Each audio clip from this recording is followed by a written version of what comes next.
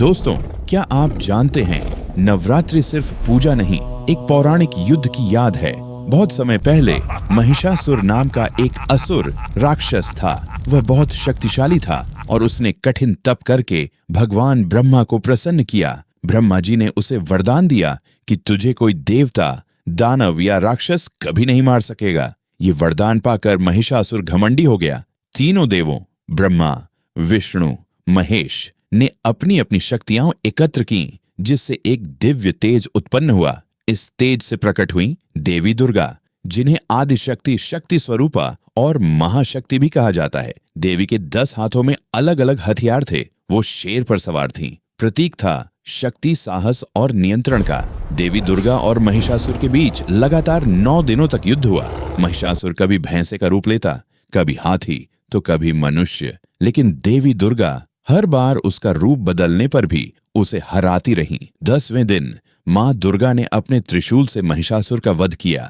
ये दिन अच्छाई की बुराई पर विजय का प्रतीक है। इसीलिए पहले 9 दिन माँ के 9 रूपों की पूजा होती है और 10वें दिन विजयदशमी मनाई जाती है।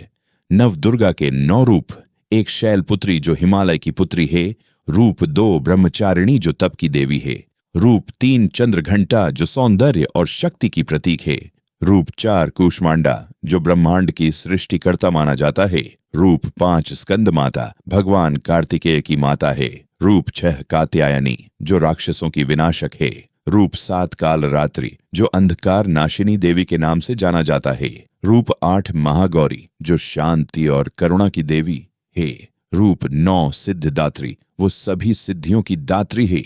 दोस्तों, नवरात्रि सिर्फ एक त्योहार नहीं है, ये एक यात्रा है आत्मा से परमात्मा की ओर। एक उत्सव है शक्ति और साधना का, और याद है उस देवी की जिसने बुराई को मिटाया। नवरात्रि के 9 दिन हमें क्या करना चाहिए? कलश स्थापित करो। माता शैलपुत्री की पूजा से नवरात्रि की शुरुआत होती है। मन और घर दोनों को पवित्र बनाओ। दूसरे दिन से 7वें दिन तक हर दिन माँ के एक नए रूप की पूजा करो। ब्रह्मचारिणी से लेकर काल रात्रि तक हर दिन एक नया रंग, एक नई भावना। भक्ति करो, व्रत रखो और दुर्गा चालीसा पढ़ो। माँ के चरणों में दीप जलाओ, प्रेम से आरती करो। रात को गरबा और डांडिया से माँ को खुश करो। भक्ति भी, उत्सव भी। अष्टमी या नवमी के दिन छोटी कन्याओं को बुलाकर पूजा करो, उन्हें भोग लगाओ, क्योंकि उनमें ही माँ का रूप बसता है। और दशहरे के दिन बुराई पर अच्छाई की जीत का त्योहार। माँ को विदा करो और संकल्प लो कि जीवन में सदा सत्य और धर्म का पालन करोगे। अंत में ये 9 दिन केवल पूजा के नहीं, स्वयं को सुधारने का समय है।